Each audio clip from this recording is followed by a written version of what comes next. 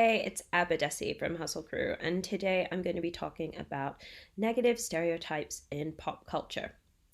One of our favorite academics here at Hustle Crew is the incredible Bell Hooks. Bell Hooks says that pop culture is where the pedagogy is, pedagogy meaning education. So, what is that all about? Well, we know in the world of sociology about the cycle of socialization. It teaches us that no one is born racist or sexist. Rather, we learn about oppression through what we consume in the media and on TV. And in turn, we learn how to oppress others. Now, I'm not just talking about oppression in the sense of physically overpowering someone.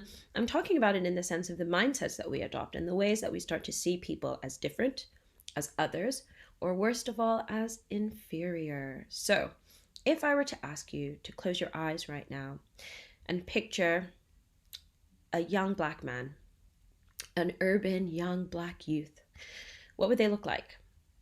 Would they be someone who you aspire to be, someone who you are inspired by? Or would they be a negative depiction that you may have stumbled across in the media? Maybe someone intimidating, someone in a hoodie, someone who you might associate with negative stereotypes like drugs or gangs.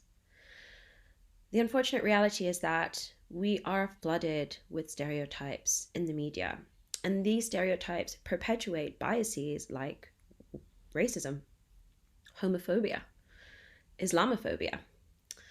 In some of the less progressive newspapers here in the UK where I live, I often find myself seeing really negative narratives about marginalized groups. These might be people from low income households that live on government benefits to survive. They might be people who have immigrated to this country to find a better life for themselves.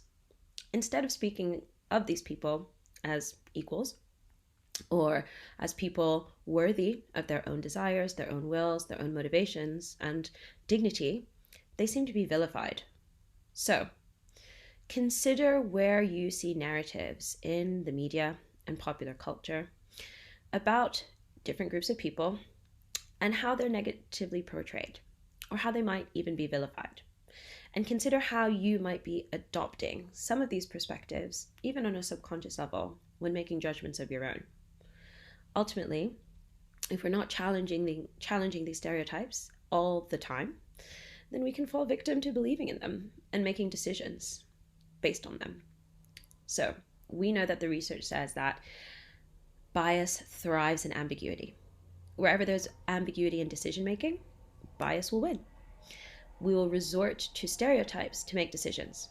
So if we're not challenging the negative stereotypes that we see in the media, whether it's newspapers, headlines on TV, or even things that people are repeating to us at work that they've seen, then we run the risk of creating further inequality and oppression.